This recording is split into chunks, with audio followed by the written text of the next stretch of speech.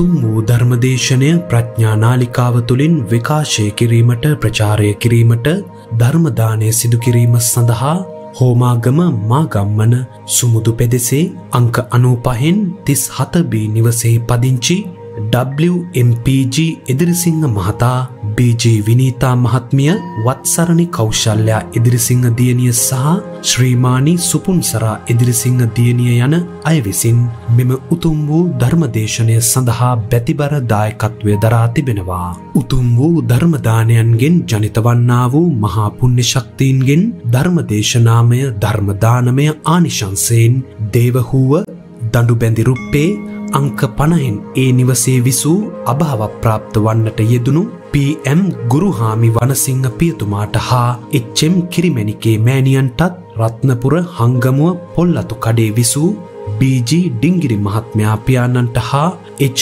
දයාවතී මෑණියන්ටත් ගල්කිරියාගම උඳුරව උතුර අංක 106 නිවසේ විසූ අභාව ප්‍රාප්ත වන්නට යෙදුණු WMP යසෝමැණිකේ ලොකු අක්කාටත් දඬු බැඳි රුප්ප සියඹලාවත්තේ විසූ අභාව ප්‍රාප්ත GG නන්දාවතී ඥාති සොහොයුරියටත් රත්නපුර මාරලිය පදිංචිව සිට අභාව ප්‍රාප්ත වූ P කරුණාතිලක ඥාති සොහොයුරාටත් අමා මහ නිර්වාණ සම්පත්තිය ලැබේවා. අභාව ප්‍රාප්ත හා සුජීවත්ව සිටින සියලුම ගුරු මව්පියවරුන්ට මේ පින් අත්වේවා. දෙපාර්ශවයේම සුජීවත්ව සිටින සියලුම සහෝදර සහෝදරියන්ට හා සියලුම ඥාතීන්ට මේ පින් අනුමෝදන්ව මෙලොව වශයෙන් නිදුක් නිරෝගී වාසනාවන්ත ජීවිත ගත කරන්නටත් පරලෝ වශයෙන් උතුම් නිවන් මාර්ගය පූර්ණය කරගන්නටත් මේ පින් හේතු වාසනා වේවා. ගෞරවනීය දේශකයාණන් වහන්සේට නිදුක් නිරෝගී සුවපත් භාවය ලැබේවා. ප්‍රාර්ථනීය බෝධියකින් උතුම් නිර්වාණ අවබෝධය ලැබීම පිණිස මේ පුණ්‍ය කුසලය හේතු වේවා කියා බලාපොරොත්තු වෙනවා. එසේම වේවා කියා ආශිර්වාද කරනවා. නමෝ තස්ස භගවතෝ අරහතෝ සම්මා සම්බුද්දස්ස. නමෝ තස්ස භගවතෝ අරහතෝ සම්මා සම්බුද්දස්ස. නමෝ තස්ස භගවතෝ අරහතෝ සම්මා සම්බුද්දස්ස. ඉදපර භික්ඛවේ කච්චෝ තින්නම් සංයෝජනම් පරික්ඛයා සෝතාපන්නෝ අහෝසි අවිනිපාත ධම්මෝ නියතෝ සම්බෝධි පරායනෝ තීති. ධර්මානුශාසනාහි සදහැවර අනුග්‍රහක දායකත්වය දරන්නා වූ පින්නතුන් ප්‍රමුඛ මේ දිනවල වැඩි වැඩියෙන් ධර්ම දේශනාවන් ශ්‍රවණය කිරීමට අවධානය යොමු කොට සිටින්නා වූ දහම්ලැදි සදහැවර පින්නතුනි. සිලබ්බත පරාමාස සංයෝජන ධර්මය ප්‍රහාණය කරගන්නා ආකාරය පිළිබඳව පැහැදිලි විග්‍රහයක් සහිතව සෝවාන් මගඵල ලබන අයුරු ධර්ම දේශනාවක් මගින් පැහැදිලි කරන්න. මේ මාතෘකාවට අදාළව තමයි මාතෘකා පාඨයක් දහම් පාඨයේ වශයෙන් ගනු ලැබුවේ. ඒ වගේම මීට දිනකට දෙකකට පෙර මේ සඳහා අවශ්‍ය කරුණු පැහැදිලි කිරීමක් අපම ධර්ම දේශනාවක් මගින් කරනු ලැබුවා. එහි කාලේ මදි වීම නිසා ඉදිරියට තැබුවෙත් අදත් එබඳු ඉඩකඩක් තිබෙන බව දැනගෙනමයි. ඒ වුණාට මේ මාතෘකාවෙත් මට තියෙන වැදගත්කමක්. මන්දයත් මේකේ අවධානය කරපු විශේෂ කාරණයක් තියෙනවා. සිලබ්බත පරාමාසය ගැන වැඩි පැහැදිලි කිරීම කරන්න තියෙනවා කියලා. ඇත්තටම වැඩි පැහැදිලි කරන්න තියෙනවා තමයි. මන්දයත් පාසල තුල දහම් පාසල තුල මම ඉගෙන ගත්ත සිලබ්බත පරාමාසය නෙවෙයි ඇත්ත සිලබ්බත පරාමාසය කියන්නේ. ඒක නිකන් කටපාඩමට වචනයක් විතරයි. ඒ බඳු සරල අර්ථ ඇති තැන් ධර්ම විනයට අනුකූලව අර්ථ විග්‍රහ ඉදිරිපත් කිරීම අපේ අයිතියක්. අදහසක් වශයෙන් ඉදිරිපත් කරන්නේ. ඒක පිළිගැනීම හෝ ප්‍රතික්ෂේප කිරීම ඒ අය අනිත් අයගේ වැඩක්. නමුත් ඒක ධර්මයේ විකෘති කිරීමකින් කරන වැඩක් එහෙම නෙවෙයි. ඒක බොහොම සද්ධර්මයට ආදරෙන් කරන මේ වචනවල සිංහල වුණතාවය අර්ථ දැක්වීමේ සිංහල වුණතාවය සකස් කිරීමක්. ඇතු අර වචනේ විකෘති කිරීමක් එහෙම නෙවෙයි. හොඳට මතක තියාගන්න ඕන. ඔය අපට ධර්මයේ විකෘති කරනවායි කියලා වචන වලින් හරි තව මොනවා හරි දමලා ගහන අය ටිකක් සාසනික ප්‍රතිපදාව මහා වග්ගපාළිය තුළ එහෙම හොයලා බලන්න. එතකොට මේ උපසම්පදාවෙන් අවුරුදු 20ක් 30ක් ගිය අයට ඒ වෙනුවෙන්ම කාලය කැප කරපො වෙන මොනවා හරි කරපො නෙවෙයි. ඒ අයට ඒ පිළිබඳ ඇති දැක්ම සහ ඒ අයිතිය පිළිගන්න වෙයි ඔබට. ඉස්සර වෙලා තේරුම් ගන්න සංයෝජන කියන්නේ මොකක්ද කියලා. ඔබ පාඩම් ගන්න. සසරට බැඳ තබන කියන වචනේ පාවිච්චි කළාට ඒ අර්ථයත් මදි. කොහොමද සසරට බැඳ තබන්නේ? සසරට බැඳ තබන්නේ සත්‍යයක් උපාදාන මගින්. මොනවා හරි පව් හරි පින් හරි ධාන හරි මොනවා හරි දෙයක් උපාදාන මගින් තමයි සසරට බැඳෙන්නේ. එහෙනම් සීලබ්බත පරාමාසය තුළ උපාදානයක් තියෙන්න ඕන. සීලබ්බත පරාමාසය කියන්නේ මොකක්ද කියලා අහුවාම සීලෙන් නිවන්ට යන කියන විශ්වාසය කියලා සිංහලට පරිවර්තනය කරලා කියන්න පුළුවනි. 6 7 8 පන්ති පැන්නාම සංයෝජන මම කටපාඩම් කරගත්ත ඕන කෙනෙකුට. තවත් ටිකක් එහාට ගියාම තව විස්තරයක් ලියන්න පුළුවනි. විභාගෙට ලකුණුත් හම්බ වෙනවා. හරි කියලා. මොකද අජයවෘත්ත ගෝවෘත්ත මගින් නිවන් ලැබිය හැකියි කියන විශ්වාසය. ඔය අජයවෘත්ත ගෝවෘත්ත කියන්නේ මොකද්ද? ඉන්දියානු සමාජයේ එළුවෙක් විදිහට හැදිරලා මිනිස්සුත් එළුවෙ විදිහට හැදිරලා විමුක්තිය හදන්න තියෙනවා. ගවයෝ විදිහට හැදිරලා. එතකොට ඒ වෘත්ත සමාදානය කියලා කියන්නේ ඒකට ඒ කාලේ. නමුත් මම ශ්‍රී ලංකාව තුළ අජයවෘත්ත ගෝවෘත්ත සමාදන් වෙන කිසිවෙක් දැකලා නැහැ. එහෙනම් සීලබ්බත පරාමාසය අපට අවලංගුයිද? නැහැ. ඒ අර්ථය අපට අදාළ නැහැ. අපිව ගලවලා තියලා අපිව බේරලා තියලා තමයි සීලබ්බත පරාමාසයට අර්ථ දක්වලා තිබෙන්නේ. තව ටිකක් එහාට ගත්තහම මේ සමාජයේ පවතිනවා සීල වෘත්ත කියලා එකක්. පංච සීලයේ සීල වෘත්තයක්, අට සීලයේ සීල වෘත්තයක්, ආජීවට්ටමක සීලයේ සීල වෘත්තයක්, සමනිර්දස සීලයේ සීල වෘත්තයක්, ඒ වගේම ඥාති තතුක්කත්ම උපසම්පදා සීලයේ සීල වෘත්තයක්. ඒ ඔක්කොම සීල වෘත්තනේ. කවුද මේ සීල් සමාදන් වෙන්නේ? මේ සීල් සමාදන් වෙන්නේ පුද්ගලයෝ, ස්ත්‍රීන් හෝ පුරුෂයෝ, ගිහියෝ හෝ පැවිද්දෝ. ඇයි සිල් සමාදන් වෙන්නේ? වැරදි නිසා මේ වෙන දුකටපත් වෙනවා. ඉන්න වැරදින් වළක්වන්න පොරොන්දු වෙනවා. ඒක නෙමෙයිද ශික්ෂාපද සමාදානය කියන එකේ තේරුම? පොරොන්දුවක් වෙනවා මම මේවා කරන්නේ කියලා. එහෙනම් ශික්ෂාපද සමාදානයේ පුද්ගල මූලික සංවරයක්. එපාද වැරදිද? එපත් නෙවෙයි වැරදිත් නැහැ. නමුත් සූත්‍රයේ හදාරලා බලන්න මේ කියන සීලවලට මොනවද ලැබෙන්නේ කියලා. එතකොට අපට මෙන්න මෙහෙම කියන්න පුළුවන්. පුඤ්ඤමේවසෝ සික්ඛේය ආයත අග්ගං සුකුද්දයන් දානං ච සමචරියං ච මෙත්ත චිත්තං ච භාවයේ.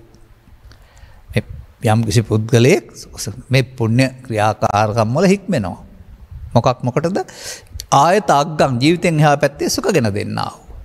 මොනවද මේ ක්‍රියා තුන? පුණ්‍ය ක්‍රියා තුන. තීනීමානි වික්කවේ පුණ්‍ය ක්‍රියාවත්තෝනේ. දාන, සීල, භාවනා. ඒතේ ධම්මේ භවයිත්වා තයෝසක සමුද්දේ.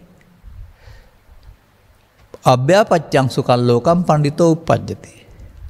මේ දාන සීල භාවනා කියන තුනේ අර්ථය ගන්න වෙන්නේ කොහොමද? දානංච සමචරියංච මෙත්ත චිත්ත චංච භාවයේ. පුද්ගලයෙක් වශයෙන් ආමිෂ වස්තුන්ගේ පරිත්‍යාගයේ දාන. පුද්ගලයන් වශයෙන් අසමචර්යාවෙන් වෙන්වීම සමචර්යාව. අසමචර්යාව කියන්නේ අර සතුන් මැරීම, හොරකම් කිරීම, මත්පැන් පානය ආදී කොට ඇතිව අසමචර්යා. ඒවා වැරදි නිසානේ ශික්ෂාපද සමාදානෙන් පොරොන්දු. ඒක සමචර්යා. අන්න සීල කියන එකේ තේරුම. ඊළඟට මෙත්ත චිත්තංච භාවයේ භාවනා පුණ්‍යක්‍රියාව පෙන්වනවා භාවනාවක් වශයෙන් මෙත් වැඩීම කියන එක. දැන් මේක පාපය අතහැරලා නිසා අපාය පෙන්වන්නේ නෑ මම දානය සීලය දෙක මිනිසුන් අතර සහ දෙවියන් අතර. අල්ප දානය අල්ප සීලය, මධ්‍යම දානය මධ්‍ය සීලය, ඉහළම දානය ඉහළම සීලය තුල දුර්භාග්‍ය සම්පන්න මිනිසුන් සෞභාග්‍ය සම්පන්න මිනිසුන් සමග දෙවියන් අතර මහේසාක්‍ය බවට පත් වෙන්න පුළුවන් දාන සීල දෙකේ විපාක. ඒ සීල් රැක්කම විපාක නැද්ද? තියෙනවා. සීල විපාක ඇත.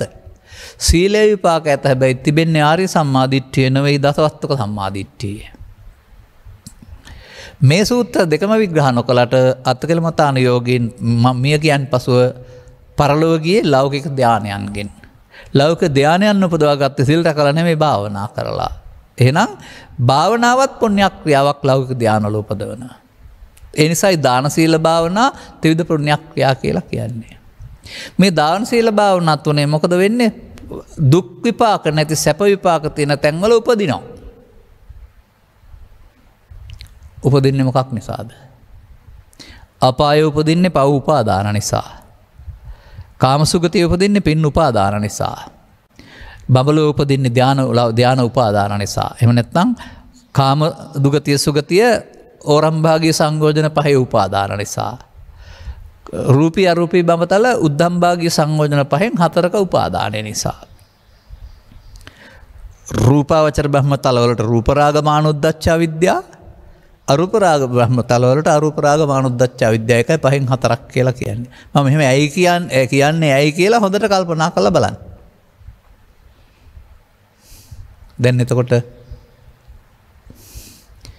ඒ දසවස්තුක සම්මාදිට්ඨිය ශික්ෂාපදවලට පරලෝ වශයෙන් විපාක තිබුණට සංයෝජන බැමි තුල නේද? අජවෘත ගෝවෘත වලින් නෙමෙයි මේ අපි කතා කරන ශික්ෂාපද රකින්නේ පෘථග්ජන පුද්ගලයෝ නේද? ඔවුන්ට ඒවට ලෞකික විපාක ඇරුණාම ලෝකෝත්තරයට යන පාරේ ඒක නෑ නේද? එහෙනම් ඒකෙන් තේරුම් ගන්න ඕන මේකයි. ශික්ෂාපද සංවරයේ හික්මීම වැරදි නැහැ. ආණ්ඩුවේ නීතිවලට හික්මෙන එක කල්ැතුව හොඳයි. ඒක හරි වැරදි තේරුම් අරගෙන සමාජ හිතකාමී දෙයක්. ඊට එහා යන පුද්ගලයා පව්පින් දෙකක් තේරුම් අරගෙන පවින් වැළකීම සඳහා හික්මන එක තමයි මේ ශික්ෂාපද සංවරය කියලා කියන්නේ. වෘත සමාදානය කියලා කියන්නේ. ඒ වෘත සමාදානය තුළ ඉන්නෙත් පුද්ගලයාට එහි දියුණුවක් හම්බ වෙනවා. භවගාමිත්වයේ හොඳ පැත්ත හම්බ වෙනවා. මේක තේරුම් ගත්තේ නැතිව කෙනෙක් පංචශීලයේ සිට උපසම්පදා සීලයට දක්වා රැකලා මේ ශික්ෂාපද සංවරයෙන් මට නිවන් ලැබෙයි කියලා හිතනවා නම්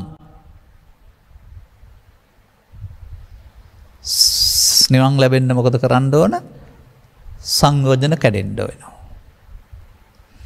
නමුත් මේ දාන සීල භාවනා කියන කාරණාවේ සීල කියන කාරණාව දසවස්තුක සම්මාදිට්ඨියේ සීලයට විපාක ඇත කියන එක. විපාක ඇත කියන්නේ සීලයට නිර්වාණ විපාක ඇත කියන එක නෙමෙයි. විපාක ඇත කියන එකේ තේරුම කර්ම විපාක. සීලය පුණ්‍ය කර්මයක්, පුණ්‍ය කර්මයට විපාක ඇත. දැන් කර්ම විපාක තුල නේද ඉන්නේ මේ. ඒක එහෙම විස්තර වෙන්නේ නැහැ පොතපත සමග සාමාන්‍ය සමාජයේදී. ඒ වගේම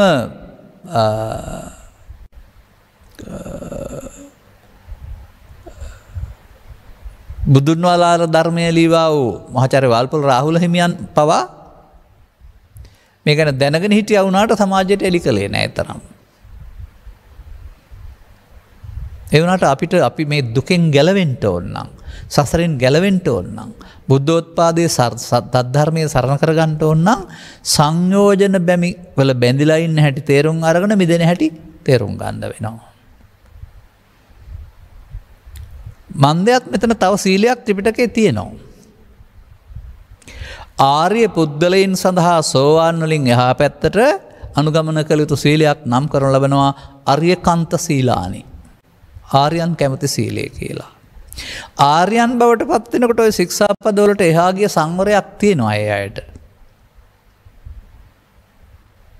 ඒ නිසා අපි සීල කියනකොට අපට මතක් වෙන්නේ අර කුඩා කාලේ ඉඳලා ශික්ෂාපද සමාදන් වුණ නිසා ශික්ෂාපද සමාදානයේ සීලය කියලා අපි අර්ථයක් අරන් තියෙනවා. ඉතින් සීලයක් තමයි ඒක. නමුත් ඒක ඒක ආර්යකාන්ත සීලය නෙමෙයි පෘථග්ජන භාවය තුල වැරදි නිසා විරතියෙන් වෙන්වීමෙන් රකින්න සීලය. වැරද්දෙන් වෙන්වීමෙන් රකින්න සීලය. වැරද්දෙන් වෙන්වීමෙන් රකින්න සීලය දුක දැකලා හේතුව දැකලා දුකින් නැති වූ තැන දැකලා මාර්ගයේ හැසිරෙන සීලය නෙවෙයි. තේරුම් ගන්න ඕන කාරණාව.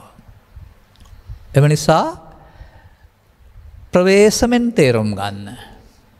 පෘථග්ජන භාවය තුළ පවට වඩා පින හොඳයි ශික්ෂාපද සංවරයෙන් සංවරලා ඉන්න එක හොඳයි මේ භූමිකා හතරෙම එකක ඕන එකක එකට විපාකත් තිබෙනවා. නමුත් මේ ප්‍රතිපදාව බුදුන් වහන්සේ වදාළ ත්‍රිලක්ෂණය චතුස්සත්‍ය පටිච්චසමුප්පාදේ විග්‍රහ කරන ආර්ය ප්‍රතිපදාව නොවේ. බුදුරජාණන් වහන්සේ 15 වෙනිට පෙර අනුගමනය කළා වූ අර කැලේ ගියාය කළා වූ අජයවෘත ගෘහවෘත වගේ ඊට මෙහා පැත්තේ තියෙන හොඳ එකක්. දැන් මේක තුල මොකද්ද පවතින්නේ? මේකට සංයෝජනයක් වෙන්නේ කොහොමද? සීලබත පරාමාසයේ සංයෝජනයක් වෙන්නේ කොහොමද? සංයෝජනයක් නම් සසරට බැඳෙන්න ඕන. බැඳෙන්න නම් උපාදාන වෙන්න ඕන. උපාදාන වෙන්න නම් තණ්හා වෙන්න ඕන. තණ්හා වෙන්න නම් වේදනා වෙන්න ඕන.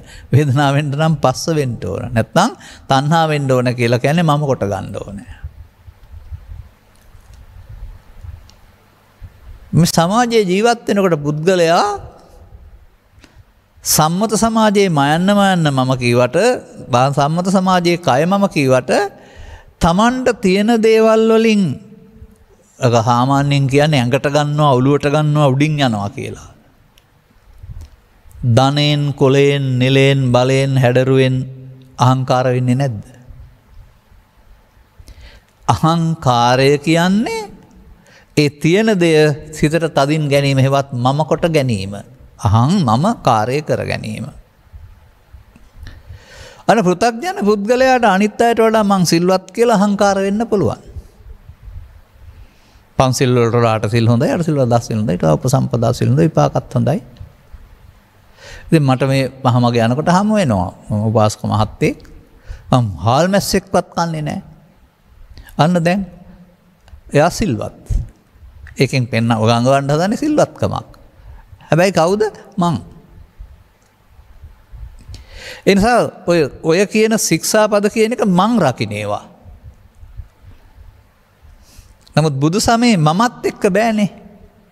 බුදු සමයේ මේ සසර ගමන කෙලවර කරන්න මමත් එක්ක බෑ. මම තමයි ඒකේ මායя බවට පත් වෙන්නේ. මම හඳුනාගෙන මම මරණ පාරක යන්න ඕන. ඒක අවබෝධයක් ඒක සිදු වෙන්නේ නැහැ. ඒ නිසා සසර දුකින් මිදෙන්න අවශ්‍ය කෙනෙක් තේරුම් ගන්න සම්බුද්ධ ශාසනය තුල සදහම් යටවනන් පසුව ආර්ය මාර්ගය නෑ. අනතුරුව තියෙන්නේ දසවස්තුක සම්මාදිට්ඨි මාර්ගය. ඒක භවගාමී.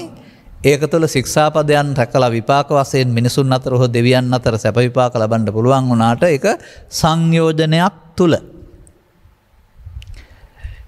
පෘථග්ජන භාවය තුල භික්ෂු භික්ෂුණී උපාසක භාවය තුල භික්ෂු භික්ෂුණී උපාසක තියෙනවා, සංඝ භාවයක් තියෙනවා. නමුත් ඒකේ ආර්ය සංඝ භාවය නැහැ. ආර්ය භාවය නැහැ. ඒ නිසා ඒ හැමෝම ඊට එහා බුදුන් වහන්සේ හෙළි කර වදාලා වූ මේ විශිෂ්ට ධර්ම මාර්ගයේ ඔස්සේ ශික්ෂණයටපත් වෙන තමාව හික්මවා ගන්නා වූ පාර හම්බ වෙලා නැති නිසා ඊට පහළ පාරක හික්මෙනවා.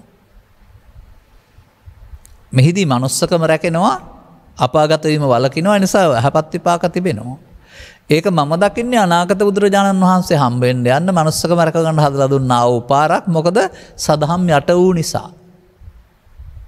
කවුද යට කළේ, කොහොමද යට වුනේ, ඒවා දොස්බස් කියලා අතීතේ හාරලා වැඩක් නැහැ. දොස්බස් කියන්න ඕනෙත් නැහැ. සදහම් මතුවෙනවා කියලා තියෙනවානේ කාලයකට. ඒ නිසා සවන් දෙන අය අතර තමන් පෞද්ගලිකව තේරුම් ගන්න මම හඳුනාගත්තේ නැතිව මෙන්න මේ විදිහට අපි මේ ශික්ෂාපද සංවරය තුල අපට මේ සසර ගමන කෙලවර වෙයි කියලා හිතනවා නම් සසර ගමන කෙලවර වෙන්න සංයෝජන බැමි කාම ලෝකේ ටික කැඩෙන්න පහක් කැඩෙන්න ඕන.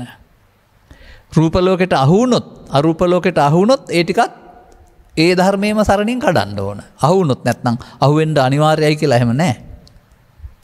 අපි එහෙම හිතන් හිටියට. එහෙනම් මා දකින්නේ සද්ධර්මයේලි නොවන සමාජයක් තුළ සම්බුද්ධ ශාසනයම භික්ෂු භික්ෂුණී උපාසක උපාසිකා වශයෙන් මොකටද මේ සිල් රකින්නේ, මේ දන් දෙන්නේ, පින් කරන්නේ නිවන් බලාපොරොත්තු වෙන්නේ. නමුත් දන් දීලා සිල් රැකලා භාවනා කරලා මේ තුන කරලා පින්වලට කර්ම විපාක හම්බ වෙනවා ඇරුණාම නිවන් හම්බ වෙන්නේ නැහැ කියන එක මම නෙමෙයි දේශනා කරන්නේ බුදුරජාණන් වහන්සේ.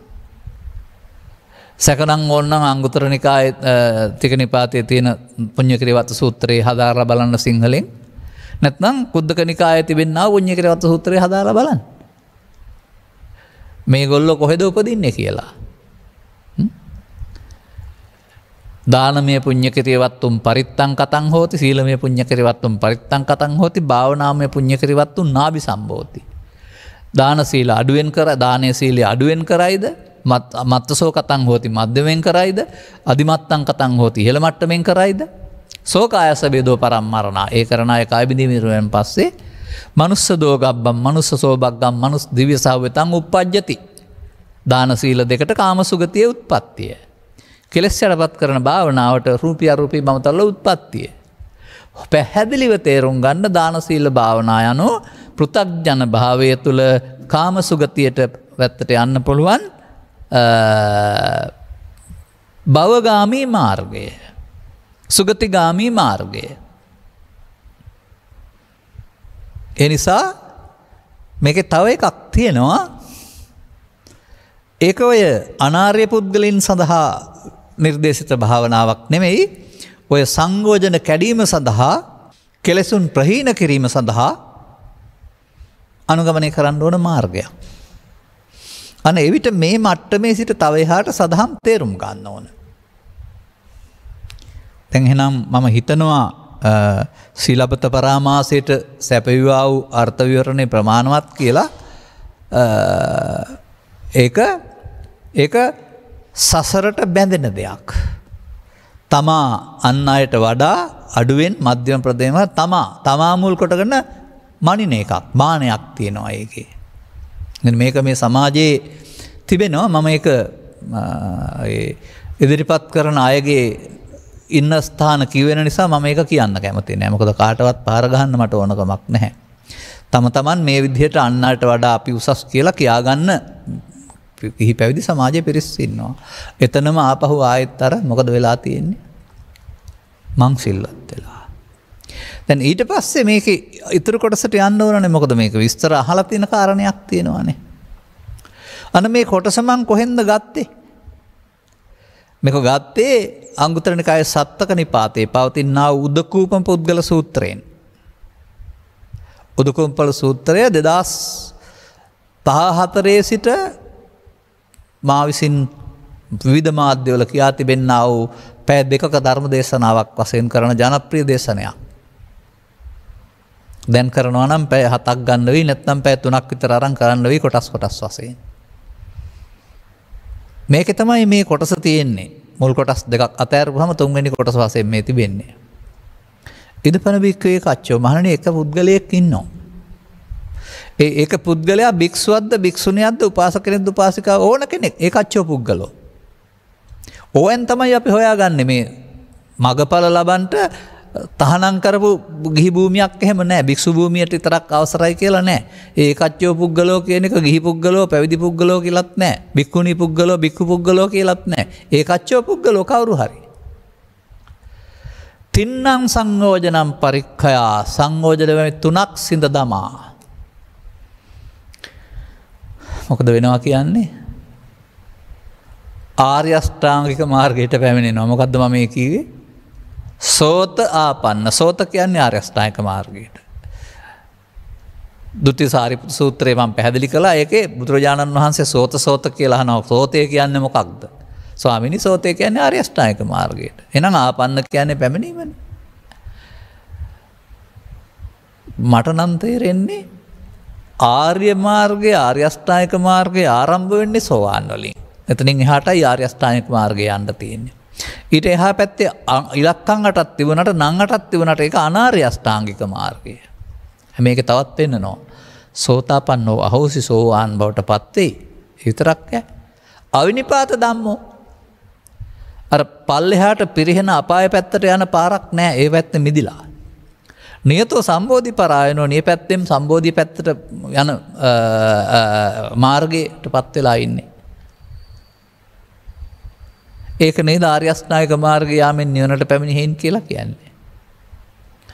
ඒ නිසා මා දකින්නවා පාසල තුල දහම් පාසල ළමයින්ට ආර්ය අෂ්ටාංගික මාර්ගය ඉගෙනීමට පාඩම් කරගත්තට ඔවුන්ට පාඩම් තියෙන වචන 8ට අර්ථ 8ක් විතරයි. ඒක පෘථග්ජන පුද්ගලයා කයෙන් වචනෙන් මේවා මේ සම්මා කියන වචනෙන් කරන කාරණා අර ශික්ෂාපද සංවරය තුළ විරතිය පාලනයක් විතරයි. එහෙම එකක් අවශ්‍යයි අවශ්‍ය නැත්තේ නෑ. නමුත් ඊට එහා ගිය තථාගතයන් වහන්සේ දේශනා කළ ධර්මයක් තියෙනවා. ඒ ධර්මයේ තුල මොකක්ද තියෙන්නේ? දැන් ඔය අපි මෙතෙක් කතා කළ දේවල් වලට ත්‍රිලක්ෂණය හරි පටිච්චසමුප්පාදය හරි පංචස්කන්ධය හරි ඕනේ නෑනේ. සතුන් මරන්නේ නැහැ කියලා පොරොන්දු වෙන්න පංචස්කන්ධය දැනගන්න ඕන නෑනේ. මත්පැන් පානය කරන්නේ නැහැ කියලා පොරොන්දු වෙන්න මත්පැන් පානය කරපුවාම සිදුවෙන පරිහානිය තේරෙනවා නම් ඒකෙන් වළකින්න පුළුවන්. ඒ පුද්ගලයාට සිදුවෙනා වූ හානිය විනාශය දැකලා අයිහලෞකික පාරලෞකික වශයෙන් ශික්ෂක සංවරයක් තමයි මේ පවතින්නේ. ඒ නිසායි මායකට බොහෝ කල් ඇතුව කියන්නේ මේක පුද්ගල සංවරයක්. නමුත් මේ අරියකාන්ත සීල කියන්නේ පුද්ගල සංවරයක් නෙමෙයි. ඒ මොහොතේ උපදින හැඟීම වෙනත් ධර්මයක සරණින් එහෙම නැත්නම් ආර්ය විනයක සරණින් කරන සංවරයක්. එහෙමත් නැත්නම් ධර්මයේ වෙත යන්න කරන සංවරයක්. ඒ වචනේ කිව්වහම තව ටිකක් පැහැදිලි කරන්න වෙනවා. අපි මේ කරන වැඩවල පව් වලින් අපාය වෙත යනවානේ. පින් වලින් කාමසුගතිය වෙත යනවානේ. ධාන වලින් බඹල වෙත යනවානේ. එතකොට මේ වෙත යන වැඩක් නේක. අන්න ඒ වගේ මේ ආර්යකාන්ත සංවරය තුළ ධර්මයේ වෙත යනවා. ධර්මයේ වෙත යන සංවරයක් තියෙන්නේ ඒකේ. ධර්මයේ වෙත යන්නට සංවර වෙන්න මාර්ගයක් තියෙනවා. මාර්ගය ආර්ය මාර්ගය. ආර්ය මාර්ගයේ ගියාම ධර්මයේ වෙත යනවා.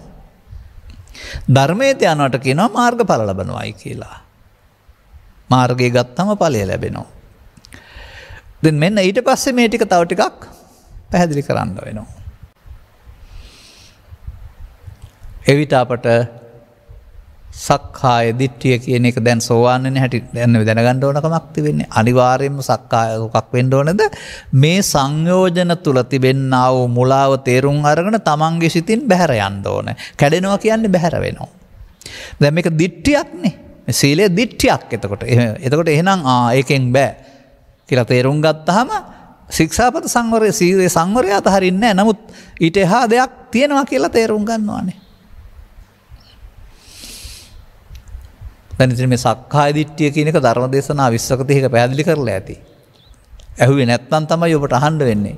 අහලා තියෙනවා නම් ඒක පැරණි තැටියක් වාදනය කිරීම කියලා හිතෙන්න බැරි නෑ ඔබට.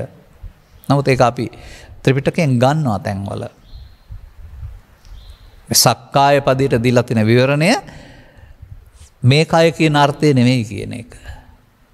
ඒක සක්කාය සූත්‍රය තුළ, චුල්ල වේදාල සූත්‍රය තුළ, සෝතාපන්න සූත්‍රය තුළ පැහැදිලි කරලා තිබෙනවා.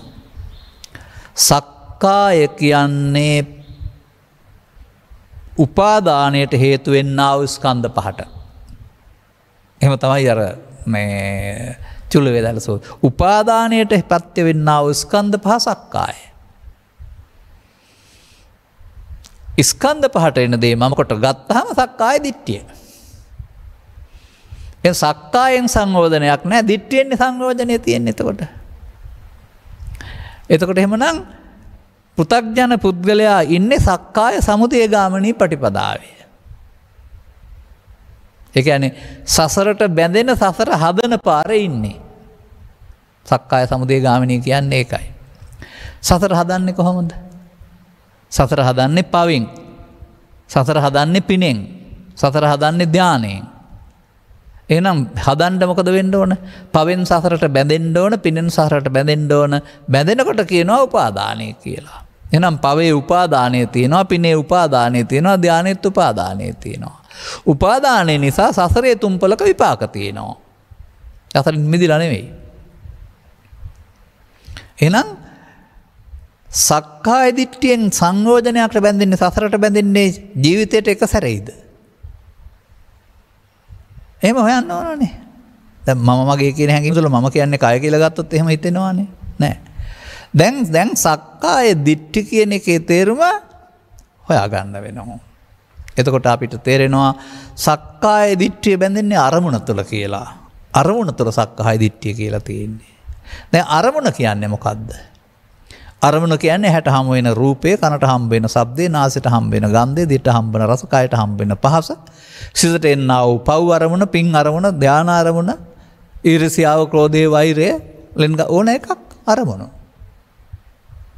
මේ අරමුණ තුළ තියෙනා වූ ක්‍රියාකලාපයේ විග්‍රහ කරනු ලබනවා තථාගතයන් වහන්සේ ආකාර පහකින්.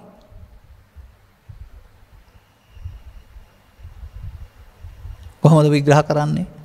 අරමුණක් එන්න බාහිර කාරණා නිසා අරමුණක් ඇහෙන් එන්න ඕන. එතකොට ඒක රූපේ. කනෙන් එන්න ඕන ශබ්ද රූපේ. ඒ වගේ අරමුණු 6ක් එනවා දරවල් 6න්.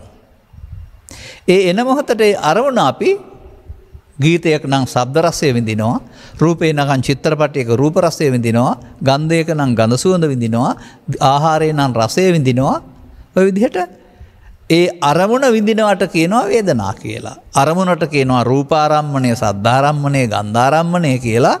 ඒක විඳිනවට වේදනා ස්කන්ධය කියනවා. අර රූපස්කන්ධය, අර වේදනා ස්කන්ධය. ඉතින් වේදනාව අපි හඳුනන්නේ නැද්ද? තිත්තයි කියලා, පැණි රහයි කියලා, හොඳයි සුන්දරයි කියලා. ඒකට තමයි සංඥාව කියන්නේ. හඳුනයි නම් සංඥාවයි. ඉතින් හඳුනන්න ගියාපම තිත්ත නම් අප්‍රිය කරන්නේ නැද්ද? පැණි රස නම් ඇලෙන්නේ නැද්ද? ප්‍රිය නම් මිහිරි කියලා ඇලෙන්නේ නැද්ද? අප්‍රිය නම් විරුද්ධ කරගන්නේ නැද්ද? ඒ විදිහට ඇලෙන ගැටෙන ස්වභාවයට කියනවා සංඛාර කියලා. දැන් බලන්න මේ අරමුණ තුල රූප අරමුණෙන් එකක්, ඒක මුල් කොටගෙන රූප වේදනා දෙකක්, රූප වේදනා දෙක මුල් කොට රූප වේදනා සංඥා තුනක්, රූප වේදනා සංඥා තුන මුල් කොටගෙන රූප වේදනා සංඥා සංකාර හතරක්. අර තුනේම වැඩ හතරෙන් ක්‍රියාත්මක වෙනවා. මේ හතරෙම ක්‍රියාකලාපය දැනගන්න එක විඥානය. දැන් මෙන්න ඇහි අරමුණක් කියලා කියන්නේ අරමුණ විග්‍රහ කරන්නේ රූප වේදනා සංඥා සංකාර පහකට. කනෙත් එහෙමයි, නාසෙත් එහෙමයි, දිවෙත් එහෙමයි, ඕන එකක්. එතකොට රූප වේදනා සංඥා සංකාර පහ. අරමුණෙන් දැන් අරමුණ ස්වභාවයෙන්ම මිනිස්සුන්ට මොකද දීලා තියෙන්නේ? හටගෙන නැතිලා යන්න ඕන. ඒකට ඉන්න හැම ඉඩකඩ දීලා නැහැ. ස්වභාව ධර්මයේ විසින් හටගත්ත ගමන් වේගෙන් නැතිලා යන්න ඕන. ඒක දැනගත්තත් නැතත් ඕනෑම මිනිස්සෙක් ගාව සිදුවෙන දෙයක්. නමුත් නැසිලා යන්න පෙර අප විසින් කරන වැරද්දක් තමයි සංයෝජනය කියන්නේ. ඒක මොකක්ද? මේකට එන දේ, මේ සක්කායට එන දේ බුදුරජාණන් වහන්සේ වදාරනවා අසුතවා පුතග්ජනයා බණෝ.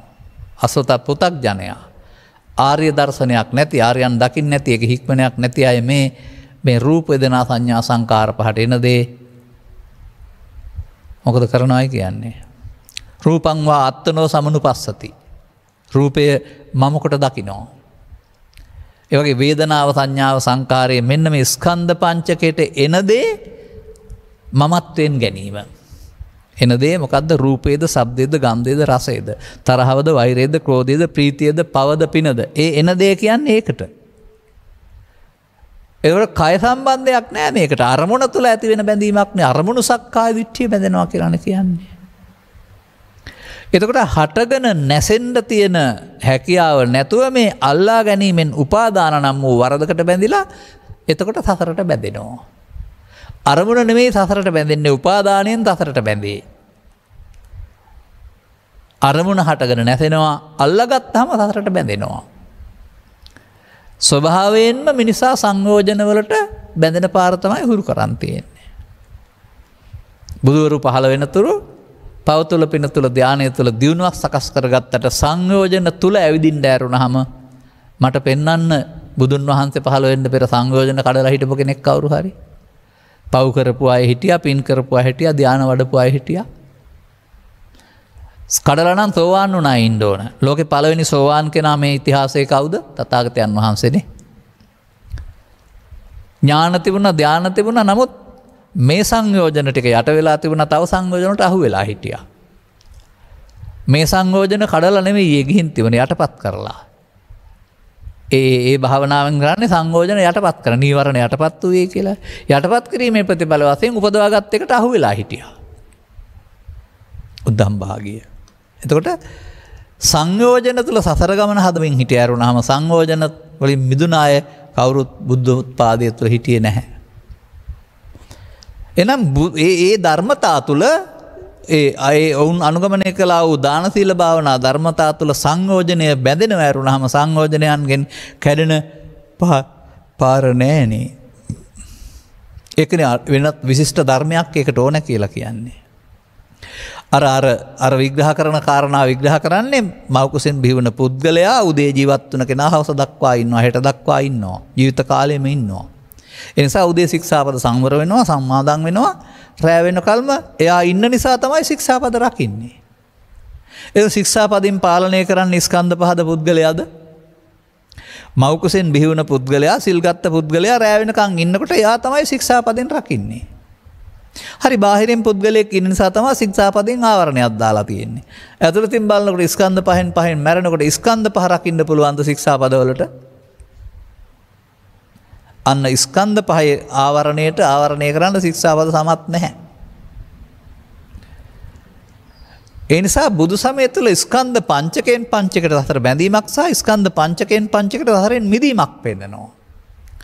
ඒක ස්කන්ධ පංචකය දැනගෙන ඇරුණාම දන්නේ නැත්නම් බෑ. ඒ දන්නේ නැති අයට කියනවා අරියානං අදස්සාවි අරස් ධම්මේ අකෝවිදෝ. අසුතව පුතග්ජනෝ කියන එක. පුතග්ජන භාවය කියලා කියන්නේ එන ස්කන්ධ පංචකය පිළිබඳ අනාවෝදය.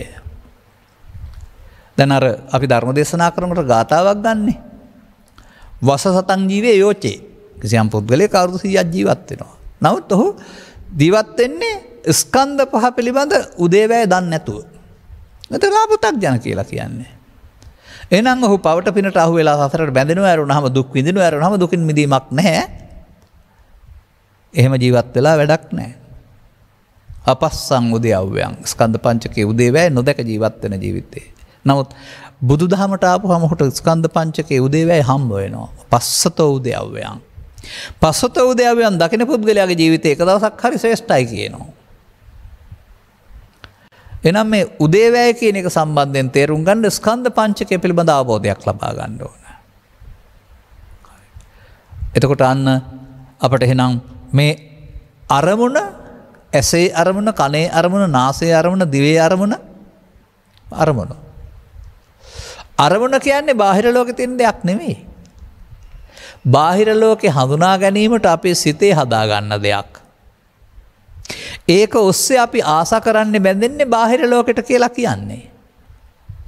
නෑ බාහිර ලෝකෙට බැඳෙන්නේ නෑ. අපි අරමුණට බැඳෙන්නේ. ඒ නිසා මේ සිතින් ලෝකයට බැඳීම සංයෝජනයයි. බුදුදහමෙන් උගන්වන්නේ සිතින් ලෝකෙට බැඳෙන්නේ නැතුව මේවා පාවිච්චි කරන්න පුළුවන් කියලා. සිතින් ලෝකෙට බැඳී කටයුතු කරන්න දුකටපත් වෙනවා. දැනගෙන ඒ කටයුතුම සිතින් නොබැඳී කටයුතු කරන්න පුළුවන් පාරක් පෙන්වනු ලබනවා. මම සාමාන්‍යයෙන් මගේ ජීවිතේ දැක්ක උදාහරණයක් ඕකට කියනවා. අපි මේ සාමාන්‍යයෙන් දරුවෝ විදිහට අම්මලා එක්කලා ආච්චි අම්මලා එක්කලා හැදුන අයනේ. ඉතින් ඒ නිසා අර බුදුන් වහන්සේ Taman දුටු ඕනෑම කාරණාවක් උදාහරණයට ගත්තා වගේ ওই ළමා කාලේ දුටු උදාහරණ වවන පුරාම ඇති. හොඳයි අපි මෙහෙම සලකමු. කොස් ගෙඩියක් දැකලා නැහැ, කොහොල්ලෑ දැකලා නැහැ. ගිහින් ටවුන් එකට දුන්නොත් එහෙම කෙනෙකුට මොකද කරන්නේ? කපන්න ගිහින්. ඇඳුමේයි, පිහියේයි, අතේයි, තව වරක කැවොත් කටේයි ඔක්කොම ගා ගන්නවා. හොඳයි අපේ අම්මලා, අපේ ආච්චි අම්මලා කොස් කැපුවොත් හරි වරක කැපුවොත් හරි අතේ ගෑවෙයිද, කටේ ගෑවෙයිද, පිහියේ ගෑවෙයිද, කොහෙවත් ගෑවෙයිද? නෑ. එයා දන්නවා කොස් කපන්න කොහොල්ලෑ ගා ගන්න නැතුව. අන්න ඒ වගේ මේ ලෝකේ ජීවත් වෙනකොට ඇලෙන්නේ ගැටෙන්නේ නැති ජීවන ක්‍රමයක් මේක මේ උගන්වන්නේ. අර පෘථග්ජනයා කොස් කපන්න දන්නේ නැති කෙනා වගේ. ආර්ය පුද්ගලයා දැනගෙන කොස් කපනවා වගේ. මේ වෙනසනේ මේ තේරුම් ගන්න ඕන. ඒ නිසා අපි මේ කතා කරන කතාවේ ඇත්ත සිද්ධිය අපි ලෝකෙට ආසා කරනවා නෙමෙයි, ලෝකෙට තියෙන දේවල් ආසාවෙන් ආසාවක් හිතේ හදා ගන්නවා. ලෝකෙට තියෙන දේවල් එහෙ තියෙන්නේ. අන්න ඒක තේරුම් ගන්න දන්නේ නැති පුද්ගලයා අපි මේ දකින්නේ අම්මා මේ තාත්තා, අම්මා නිසා තාත්තා නිසා තමයි මේ දුක් උපදින්නේ කියලා, බාහිර කාරණා නිසා දුක් උපදින්නේ කියලා අපි හිතන් ඉන්නවා. නමුත් තථාගතයන් වහන්සේ ඔය නිබ්බේධික සූත්‍රය දේශනා කරමින් වදාරනවා ලස්සන දෙයක්.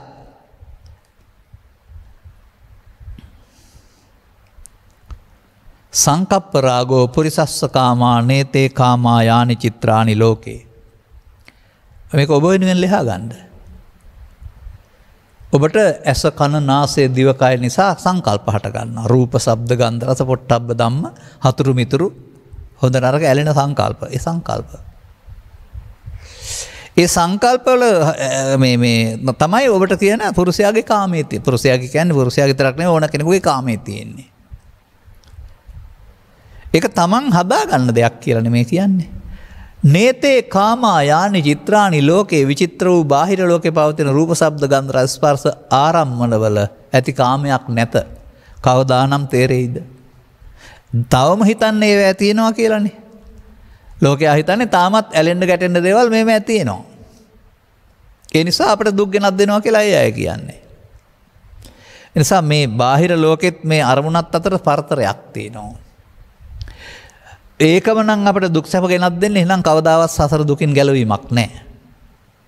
ඒ අතර පරතරයක් තියෙන නිසා තමයි අපිට ඒක එහෙම තිබියදී අපිට හිත හදා ගන්න පුළුවන් කමක් තිබෙන්නේ.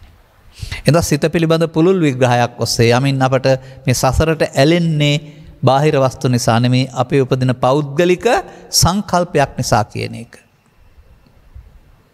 අන්න දැන් එතකොට මොකද වෙන්නේ? ස්කන්ධ පංචකය ඇහි කනේ නාසයේ දිවේ කයේ ලෝකේ හඳුනා ගන්න පහළ වෙනවා. ඒකට අපි පෘථග්ජන භාවයෙන් ඇලීමක් ගැටීමක් එකතු කරන්න ගියාම ස්කන්ධ පංචකය තුළට මම එනවා.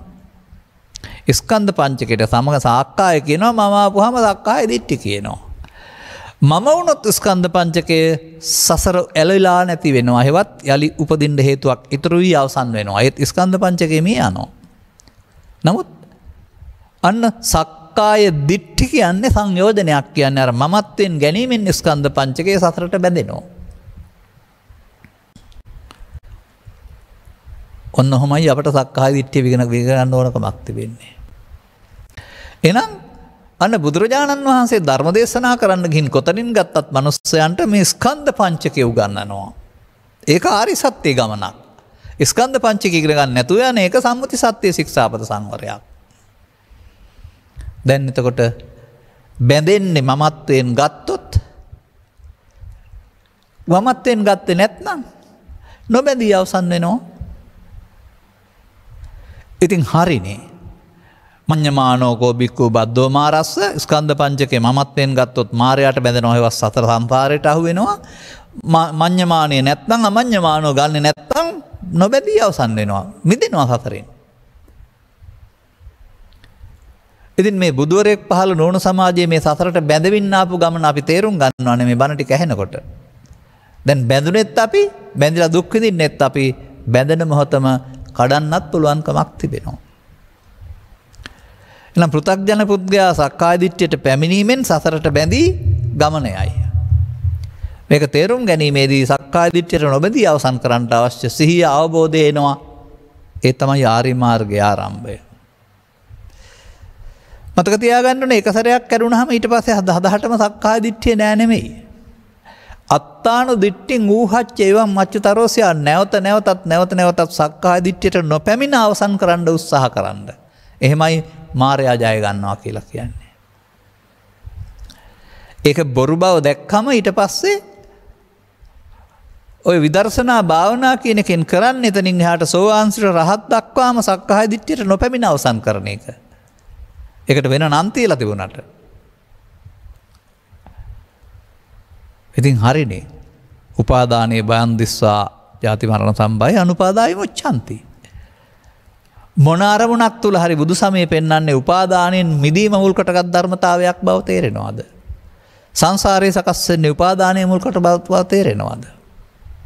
දැන් එතකොට එහෙමනම් අපට අර පාසල් අධ්‍යාපනය තුළ මම මගේ කියලා තේරුම් ඉගෙන ගත්තට ශරීරයේ කොටස් 32කට වෙලා මේකේ මම කියන කියලා තේරුම් ගත්තට ඒවා කවුද හදපු නිස්සාර නිර්ාර්ථක නොගැඹුරු අර්ථයක් ඇති ධර්මයේ නොමග යවන ඉගැන්වීම. මේ පැහැදිලිව සූත්‍රවල මේක පෙන්නලා තිබෙනවා. සක්කාය කියන්නේ පංච උපාදානස්කන්ධය කියලා. එතකොට එහෙමනම් අන්න පංච උපාදානස්කන්ධයේ බැඳීම මුල් කොට යන ගමනක් තමයි අර දාන සීල භාවනාවල තියෙන්නේ. ආර්ය මාර්ගයේ පංච උපාදානස්කන්ධයෙන් මිදීම මුල් කොටත් ගමනක්. ඒකයි ආර්ය මාර්ගය කියන්නේ ඒකට. දැන් ඉතින් ඊට පස්සේ තවත් වචනයක් තියෙනවා කතා කරන්න. විචිකිච්ඡා. මේ විචිකිච්ඡා කියන එක නිකම්ම සැකය කියලා ලේසි නෑ. න කංකති සැක නෑ කියලා තියෙන තැනක් තියෙනවා. කොහොමද මේක පැහැදිලි කරලා තිබෙන්නේ? තවත් දවසක වෙනම සූත්‍රයක් අරගෙන පැහැදිලි කරන්නම්. ඒක තියෙන හැටි ගැටියෙන් කියන්න. දැන් ඔබට මේ ලෝකේ ඔබ ඉන්නවද නැද්ද? අපායේ තියෙනවද නැද්ද? දිව්‍ය ලෝකේ තියෙනවද නැද්ද? බ්‍රහ්ම ලෝකේ තියෙනවද නැද්ද? තියෙනවා. බොහෝ දෙනෙකුට තියෙනවා. බොහෝ දෙනෙකුට නෑ. මෙන්න මෙතන තමයි බුදුන් වහන්සේ පහළ වුණ සමාජයේ ඉන්නේ ඔක්කොම. මේ ඇත සහ නැත කියන අන්ත දෙකේ. මේකට ඔබ ඉගෙන ගත්ත වචනේ තමයි සාස්වත දෘෂ්ටිය උච්ඡේද දෘෂ්ටිය. සතතාගතෝ උභවන්තේ අනුපගම්ම.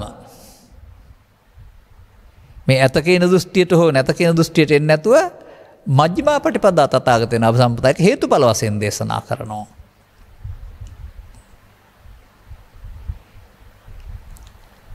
මේක ගැඹුරු කරුණක්. ටිකක් මම කියන්නම්. ඇත්තටම මේ සමාජයේ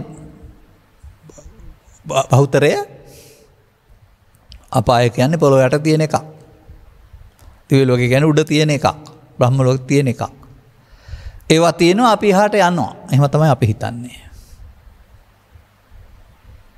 දැන් ඔය ඇත දෘෂ්ටිය නේද ඉන්නේ. ඕකට තමයි සාස්වත කියන්නේ. ඔන්න ඔයක ධර්මයේ තේරෙනකොට දුර වෙනවා සැක හැරෙනවා කියන්නේ ඒකයි සැකන්ත වෙනවා කියලා කියන්නේ. එතකොට සක්කාය සමුදයගාමිනී ප්‍රතිපදාව තේරෙනකොට ඇත කියන දෘෂ්ටිය දුර වෙනවලු. සක්කාය නිරෝධගාමිනී ප්‍රතිපදාව තේරෙනකොට නැත කියන දෘෂ්ටිය දුර වෙනවලු. ඇයි මේවා තියෙන්නේ කාටද? අන්න එහෙම හොයලා බලපුවාම තේරෙනවා. මිනිස්සෙක් ජීවිතෙන් එහා පැත්තට අපායටයි දිව්‍ය ලෝකයටයි බ්‍රහ්ම ලෝකයටයි තුනටම යනවද? නෑ. ඒ පව් හේතුවේ ඵලය අපාය. එතකොට ඒක ඇතද හේතුවේ ඵලයද? පින් උපාදාන හේතුවේ ඵලය කාමසුගතිය. ඇතද හේතුවේ ඵලයද? ධාන උපාදානයේ ඵලය බඹලව. ඇතද හේතුවේ ඵලයද?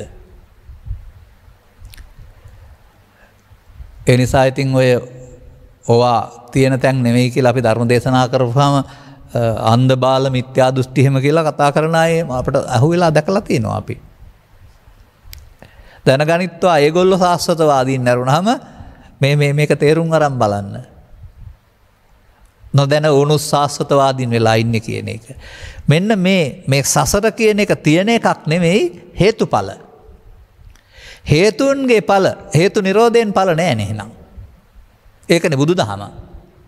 අරවා තියනවද නැද්ද කියලා හොයන එකේ කවුද හොයන්නේ ඔය? මමනේ හොයන්නේ. හොයන්නෙකුත් ඉන්නවා හොයන්න දේවලුත් තියෙනවා. මෙන්න මෙහෙමයි මේ ඔය විචිකිච්ඡා කියන පදය ඔය බුද්ධේකාංකති ධම්මේකාංකති කියලා 10ක් පැහැදිලි 8ක් පැහැදිලි කරන්න තියෙනවා. කරන්න ගියොත් මට තව පැය දෙකක් විතර ඕන වෙනවා. පැහැදිලි කරපු තැනුත් තියෙනවා. මේ සසර ගමනේ පිළිබඳව මේ ඇත නැත දෘෂ්ටිය ඉක්මවා යමින් මේක හේතුඵල. හේතුපටිච්ච සම්භූතන්නේ. හේතු ප්‍රත්‍ය වීමෙන් හට ගන්නවා. ඒ හේතු ප්‍රත්‍යයෙන් හට ගන්න එක නවත්තන්න නෙමෙයි පෙන්වන්නේ. අනාගත ඵල උපදින්න හේතු නොතැබීමෙන් හේතු බංගා නිරුද්ධති. අර තියෙන හේතුපත්‍ය නෙමෙයි අතීත හේතුපත්‍ය නැති කරන්න නෙමෙයි පෙන්වන්නේ. අතීත හේතු නිසා වර්තමාන ඵල. නමුත් අනාගත ඵලයක් උපදින්න හේතු නොපැදුවොත් එතකොට හේතු බංගා නිරුද්ධතිනේ. තියනවද නැද්ද එතකොට? හේතු නැත්නම් නැහැ. පාප හේතු නැත්නම් අපාය නැහැ, පුණ්‍ය හේතු නැත්නම් කාමසුගතිය නැහැ, ධාන හේතු නැත්නම් බබලව නැහැ. ඒකනේ හේතු බංගා නිරුද්ධති. ඒක හේතුඵලනේ. මෙන්න මේ ඇත දෘෂ්ටියෙන් අතහැරලා මේ හේතුඵල ධර්ම ධර්මයේ පිළිගැනීමනේ පෙන්වන්නේ මේ සැකේ දුරු වීම කියලා. තව ඉතින් විස්තර තියෙනවා අදාළ සූත්‍රය අරගත්ත දවසකට පැහැදිලි කරන්නම්. මේක ඊට වඩා ගන්න බෑ.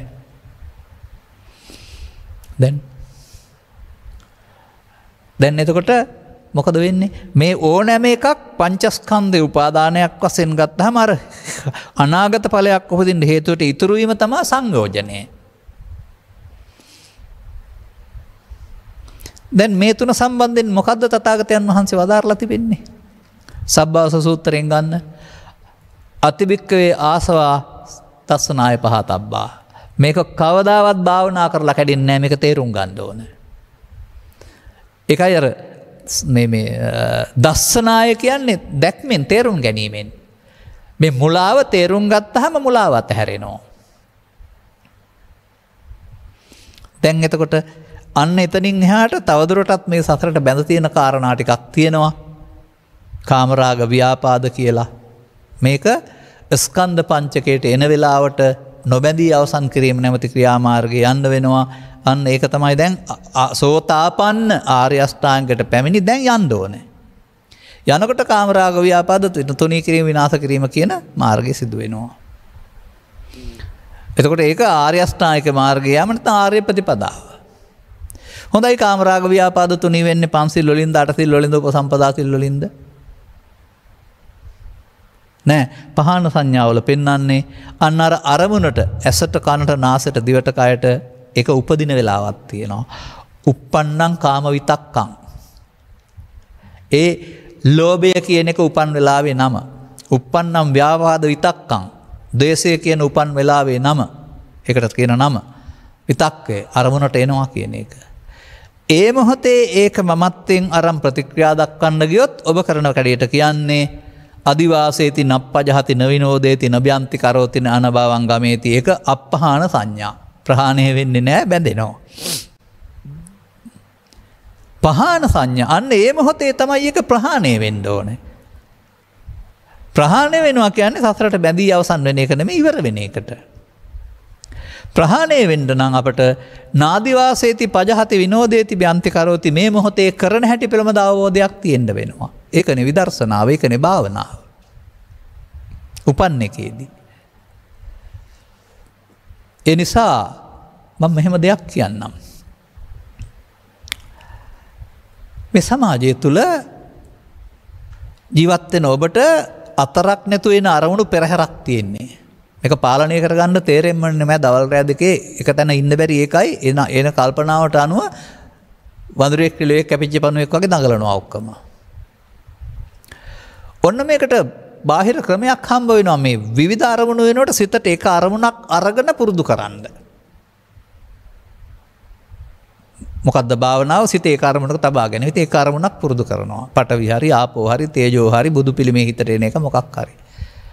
පුරුදු කරන්න ඒකම නැවත හිතේ තියෙන කාල සීමාව වැඩි වෙනවා.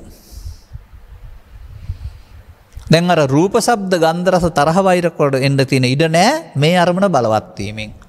අර උපාදානය වෙනකොට හදාගත්ත තව උපාදානයක්. මේකට ආයතනය කියලා කියනවා. දැන් මේ අරමුණේ ඉන්නකොට අනිත් අයින් නැති නිසා තියෙන සංසුන් බව මේ එක අරමුණක්නේ. මේකට සමාධි කියලා කියනවා. මේ අය සමාධියේ ඉන්නේ අරමුණක් අල්ලන අරමුණ උඩ. අනික්ක නැති වෙලා නැහැ, ඔක්කොම තියෙනවා. එන්න විදිහක් නැතුව ඉන්නේ. ඔය ධර්මයේ නැතුව භාවනා කරන පුරුදු කරන ගියාම ආනන්තරික සමාධිය නෙමෙයි ලෞකික සංසුන් බවක් හැදෙන හැටි. මේක 1981 සිට 89 දක්වා පුරුදු කරපු කෙනෙක් වශයෙන් ඒකේ ඉන්න ගමන් කල්පනා කරනවා හරි මේක ඉන්නත් පුළුවන්, සැනසෙල්ලකුත් තියෙනවා. ඒ වුණාට ඒක බිඳ වැටුනහම කෙලස් ටික ඔක්කොමත් තියෙනවා. මෙහෙම ඇයි? අන්න අපි විමර්ශනයට ලක් කරනවා. එතකොට තමයි ධර්මයේ තුලට ඇවිදින් හොයාගන්න වෙන්නේ අරමුණක් අරගෙන අරමුණු හංගන එක හෝ අරමුණු වැළැක්වීම නෙවෙයි. අරමුණ අල්ලා ගැනීමෙන් සතරට බැඳී අරමුණ අල්ලා ගන්න නැතුව අවසන් කරන්න පුළුවන් පාරක් තියෙනවා. මේක විදර්ශනා කියලා. දැන් ඒ කියන අය අරමුණක් තුල සිත එකඟ කරන් සංසුන්ව ඉන්නවා ඇති. අපිට නම් සංසුන් වෙන්න අරමුණක් ගන්න ඕනේ. අපි නිකම්ම සංසුන්. ඊට පස්සේ අපි බලන් ඉන්නේ ඊළඟ එන අරමුණ නොඇලී අතහරින්න ඇරුණාම අරමුණු වළක්වන්න ඕනෙත් නැහැ අරමුණක් උඩ අපි ඉන්නෙත් නැහැ. කටයුතු කරනවා නම් පස්දොරේ අරමුණු සම්බන්ධයෙන් බලනවා විවේක ඉන්නවා නම් ඊළඟට එන අරමුණ ඔස්සේ යනවද විතර්කය කියලා බලන එනක දිහා බලන් ඉන්නවා ඇරුණාම අරමුණක් අල්ලගෙන යට කරන් ඉන්නව නෙවෙයි. මම මේ පෙන්වන්නේ සමත විදර්ශනා දෙකේ වෙනස. ඒ නිසා ධර්මයේ තේරුම් ගත්ත පුද්ගලයාට අරමුණු හංගගෙන ඉන්න ඕන නැහැ. බාහිරෙන් ගැටෙනකොටත් තමන්ගේ ඇතුළත එන්නේ කල්පනාවේ තමන්ගේ ඇතුළේ තියෙන දෝෂේ තමයි එන්නේ. උපන්න අකුසල්. ඒවා දුරු කරන්න වෑයම් කරන්න ඕන. ඒවා එන්න එපා කියලා ඉඳලා හරියන්නේ නැහැ. කවදා හරියනවා. ඒවා ස්වභාවික මතුවෙන එක හෝ තවත් කාරණයක් නිසා මතුවෙන එක අපට උදව්වක්. අන්න අය කරන්නේ අපට උදව්වක් මේක පෙන්වලා දෙන එක. එහෙනම් කාමරාග ව්‍යාපාද තුනී කිරීම කියන එක කාමරාගයේදී සහ ව්‍යාපාදයේදී කරන්න ඕන දෙයක් නෑ විදිහින් බෑනේ. එන්නේ නැතුව තුනී කරන්න බෑනේ. හොඳයි සංසුන් සමාධියක් හදාගත්තාම කාමරාග ව්‍යාපාද එනවද? ඒකේ කාලේ පැය නම් පැයට මෙන්නේ නෑ. මේක තේරුම් ගන්න වෙනවා. එහෙමනම් අන්න දැන් ස්කන්ධ පංචකය තුල ජීවත් වෙන්නේ. මොකද වෙන්නේ? ඒ මොහොත උපාදාන නොවි අවසන් කරන්න නාදිවාසේති පජහත විනෝදේති බ්‍යන්ති කරෝති වචන වලින් ආදාළ කාරණාව කරනකොට ඒක අනාගත ඵලයක් උපදින්න හේතුවක් නැතුව ඉවර වෙනවා. අන්න හේතු බංගා නිරුජ්ජති. මොහොතක් පාසාම ස්කන්ධ පංචකය අවශේෂ නිරෝධය වෙනුවට නිරවශේෂ නිරෝධය ක්‍රියාත්මක වෙන්න ගන්නවා. මෙන්න බුදුරජාණන් වහන්සේ ආර්ය මාර්ගය හඳුන්වා දුන්නා වූ භාවනාව. දැන් ඉතින් භාගයක් විතර එතකොට සංසුන් බව දැනේවි හොඳටම තමන්ගේ මේ එන ප්‍රමාණය පෙරසේ ගහන්න වනින්න කපන්න කොටන්න මරන්න ප්ලෑන් ගහන්න හිතෙන්නේ නැහැ. එයි ආවට කායට වචන දෙන්නේ නැතුව ඉවසන්න පුළුවන් වෙයි. මැදක් යනකොට තවදුරටත් උත්සාහ කිරීමේදී නැතුවම එන්නේ නැති තැනට එයි. එදාට තමන්ට තේරෙවි තමන් ළඟ කාමරාග ව්‍යාපාද නැහැ කියලා. නැත්නම් ආය හදන්න දෙයක් තියෙනවා. ඒවා විනාශ වෙන්න තුනී වෙන්න තමයි ධර්මය හම්බ වෙන්නේ. එහෙනම් මම නම් දකින්නේ සෝවාන් පුද්ගලයා එතනින් එහාට තමයි ධර්මයේ සරණකට ජීවත් වෙන්නේ. බුදුරජාණන් වහන්සේ රහතන් වහන්සේලා තමයි සම්පූර්ණ කාලයම ධර්මයේ සරණකට ජීවත් වෙන්නේ. අනික් කට්ටිය තව ධර්මයට යමින් ඉන්නේ. මෙතනින් එහාටත් තියෙනවා. නමුත් මේ ධර්ම දේශනාවේ ඒ කාලේ මම ගන්න කැමති නැහැ. මම එහෙම කියන්නම්. උද්ධම් භාගයේ සංයෝජන ඔබට අදාළ නැහැ. ඔබ පාඩම් කරගත්තට පාසල් පොතේ අනාගාමී වෙනකොට මුල් පහ කැඩලා ඉතුරු පහ රහත් වෙනකොට කැඩෙනවා කියලා ඉගෙනුවාට ඒක ඉතින් විභාග පොත්වලට ලියන්න. නැත්තම් උත්තරේ වැරදිනේ. ප්‍රායෝගික ගමන් වගේ මෙතෙන් එන්නකෝ ඉස්සරහට කියලා දෙන්නම්. කාමරාග ව්‍යාපාද තුනී කරගෙන විනාශ කරගෙන එන්නකෝ. ඇවිදින් බලන්න උදකූපම පුද්ගල සූත්‍රයේ ඉන් එහාට මොනවද තියෙන්නේ කියලා. ඇවිදින් බලන්න කේමක සූත්‍රයේ ඉන් එහාට මොනවද කියලා තියෙන්නේ කියලා. මේ ත්‍රිපිටකයේ තියෙන සූත්‍ර දෙකක් මම කිව්වේ. ඒක පැහැදිලි කරමු අපි තවත් ධර්ම දේශනාවක් ආපුවම උද්දම් භාගයේ සංයෝජන ගැන අහපුවම. ඒ නිසා ඔන්න ඔබට මේ අර මුල් දේශනාවත් උදව් කරගෙන මේ සංයෝජන කියන වචනේ විස්තර සහ කරුණු පැහැදිලි කිරීම අපි කරන්න උත්සාහ කළා. එබැවින් කරුණු තේරුම් අරගෙන මේ ජීවිතය තුළ අර බාහිර ශික්ෂාපද සංවරයේ හිටමින් ඒවට ගරහන්නේ නැතුව ඒවට අපහාස කරන්නේ නැතුව ඒ මට්ටමින් ඕන කෙනෙක් හිටියට කමක් නැහැ. මේ ආධ්‍යාත්මික ගමන් මගේ යන්න විසුද්ධියටපත් කරගන්න. එතකොට අනුගමනීය ප්‍රතිපදාව මොහොතක් පාසා. මේ මොහොතක් පාසා ප්‍රතිපදාවට මොනම ශික්ෂාපදයක්වත් බාධාවක් වෙන්නේ නැහැ. ශික්ෂාපද වලින් එක කරන්නත් බෑ. මේ අනුගමනීය ප්‍රතිපදාවේ හැසිරෙන්නා වූ ආර්ය පුද්ගලයන් ඉදපන විච්ච ඒකච්චෝ භික්ෂු භික්ෂුණී උපාසක උපාසිකා සිවණක් පිරිස තුළම ඇති වේවායි කියන සුභාශිංසනයේ ප්‍රාර්ථනා කරමින් අපි ධර්මානුශාසනාව මෙතකින් අවසන් කරනු ලබනවා. මෙම ධර්මානුශාසනාව සඳහා මෙම උතුම් ධර්මදේශනයේ සඳහා බැතිවර දායකත්වයේ දරන්නේ හෝමාගම මාගම්මන සුමුදු පෙදෙසේ අංක 95 35 37 B නිවසේ පදිංචි WMPG එදිරිසිංහ මහතා, BG විනීතා මහත්මිය, වත්සරණී කෞසල්‍යා එදිරිසිංහ දියණිය සහ ශ්‍රීමානී සුපුන්සරා එදිරිසිංහ දියණිය අනාය විසිනි. මව්පියන් සහ දුවරුන්. අරමුණු මෙම උතුම් ධර්මදේශනාමය දෙනාමේ ධර්මදානමේ ආනිසංසයෙන් දේවහුව දඩුබැදි රුප්පේ අංක 50A නිවසේ විසූ අභාවප්‍රාප්තවන්ට යෙදුනා වූ PM ගුරුහාමි වනසිංහ පියතුමාට හා HM කිරිමැණිකේ මෑණියන්ටත්, රත්නපුර හංගමුව පොල්ලතු කඩේ නිවසේ විසූ BG ඩිංග්‍රි මහත්මයා පියාණන් හා H දයාවතී මෑණියන්ටත්, ගල්කිරියාගම උඳුරව උතුර අංක 106 නිවසේ විසූ අභාවප්‍රාප්තවන්ට යෙදුනා වූ WMP යසෝමැණිකේ ලොකු අක්කාටත්, දඩුබැදි රුප්ප සියඹලාවත්තේ විසූ අභාවප්‍රාප්ත GG නන්දාවතී ඥාති සොයුරටත්, රත්නපුර මාරලිය පදිංචිව සිට අභාවප්‍රාප්ත වුණා වූ P කරුණාතිලක ඥාති සොයුරාටත් උපහාරයක් පිණිස වේවා, අවශ්‍ය නම් පින් පිණිස වේවා, මතු භවයකදී අමා මහ නිවන් සම්පත් පිණිස මං පෑදීමට හේතු වේවා.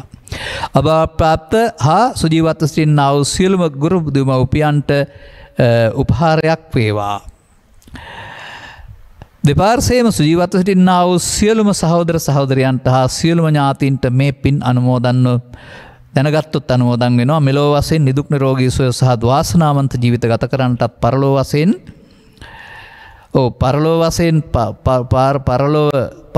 පාරලෝ වශයෙන් නෙමේ, පරලෝ නම් පාරලෞකික පාරලෝකෝත්තර වෙන්න ඕන. නිවන් මාර්ගයේ පරිපූර්ණ කරගන්නටත් මේ පින් හේතු වේවා. හැබැයි නිවන් යන්නේ පරලෝදී නෙමේ, මෙලොවදීම. එතකොට තමයි පරලෝ නැතුව යන්නේ. ගරුණීය දේශකයන්න් වහන්සේට නිදුක් නිරෝගී සුවපත් භාවය ලැබේවා. ප්‍රාර්ථනීය බෝධියකින් උතුම් නිර්වාණ අවබෝධය ලැබීම පිණිස මේ පුණ්‍ය කුසලයේ හේතු වේවා. මේවා පිළිබඳ තිබෙන්නා වූ අඩු උණතා අපි සංශෝධනය කරලා තිනවා, හදලා තිනවා. අද හදන්න බලාපොරොත්තු වෙන්නේ ධර්මදේශනා කරවා ගැනීමෙන්, ධර්ම දාණයෙන්, මුලින්දම් දැරීමෙන්, ධර්ම ශ්‍රවණයෙන් ජනිත කරගත්තා වූ ආනිසංසයන් මත පරලොස්සපත් ඥාති වර්ගය ගෞරවයෙන් සිහිපත් කරන්න. අවශ්‍ය කෙනෙක් පින් අනුමෝදන් කරන ඒ ජීවිත සූපත් කරගනිත්වා, මතු උපදින භවයකදී ත්‍රිලක්ෂණයේ ගැඹුර වටහාගෙන නිවන් මඟ හෙළි කරගන්න හේතු වේවා. සුජීවත්ව වාසය කරන්නා වූ අනුග්‍රහක බෞතුන් ඇතුළු නම් වශයෙන් සඳහන් කළ හැම දිනාටමත් ආනිසංස හිමි වේවි, අනුමෝදනයත් හිමි වේවි. නමුත් ධර්මාවබෝධය පිණිස හේතු වේවා. ධර්මාවබෝධය තුළ අනුගමනීය ප්‍රතිපදාවක් තුළින් මේ සංයෝජන තුන අවබෝධයෙන් කඩාගෙන ඉදිරි කොටස විදර්ශනාවෙන් තුනී කරගනිමින් සසර ගමන ඉහාත්ම වශයෙන් තෙල් කරවර ගන්නට අවශ්‍ය සද්ධර්මයට පැමිණීමට මඟ ගන්නට මෙම කරුණු පැහැදිලි කිරීම හේතු ආසනාව වේවායි සාදු කියලා ප්‍රාර්ථනා කරගන්න. සබ්බීතියෝ විවජ්ජන්තු සබ්බ රෝගෝ විනස්සතු මාතේ බවත් අන්තරායෝ සුඛී දීඝායුකෝ භව. හැම දිනාටම තෙරුවන් සරණයි. රාගක්ඛයෝ නිබ්බානං